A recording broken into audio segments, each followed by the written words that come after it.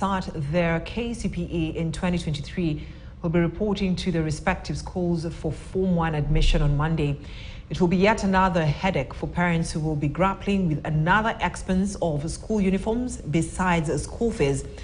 And from the look of things, schools appear to have ignored a directive by the Ministry of Education that parents should buy uniforms in shops of their own choice. And as Shadrach Miti reports, many schools have asked parents to buy uniforms from schools. Every year, when Form 1 admissions take place, cries of parents being forced to buy school uniforms from schools or specific uniform outlets get louder. And so, on Monday, when the 2023 KCPE candidates will be reporting for their Form 1 admission to the various secondary schools, we expect the same issues to persist. In their fee structures and calling letters, many secondary schools have directed parents that as they report on Monday for the admission of their children to Form 1, they pay between 14,000 to 22,000 shillings for school uniform. Our public schools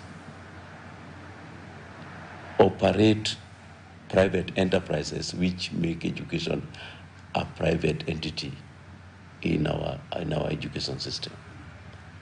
Yeah, and therefore so many people have now turned it into a business center. The issue of where to purchase school uniform and at what price remains one of the long-standing controversies in the management of basic education in the country. Last year, Basic Education Principal Secretary Dr. Bilio Kipsang declared war on school heads who continue to disregard the government's directive on the sale and purchase of school uniforms. While quoting the law on the Basic Education Act of 2013, Basic Education Regulations 2015, and the Competition Authority Act No. 12 of 2010, Dr. Kipsang expressed his frustration at how school principals have continued to ignore the law on the sale and purchase of school uniform, despite numerous directives by the Minister of Education. I don't think there should be freedom that learners going to school should go to any other shop to get uniform. If they cannot get it from school, then there should be some specific shop or particular designers who make the uniform for that school. That is when it is a uniform. Actually, this policy should just deregulate the market. The school should just say, this is the kind of color we need, this is the kind of material. Where you make it, so long as it's decent, should be your problem.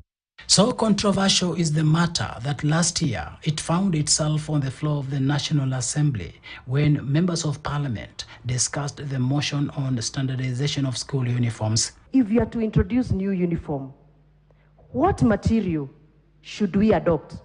What quality? At what price should we not exceed?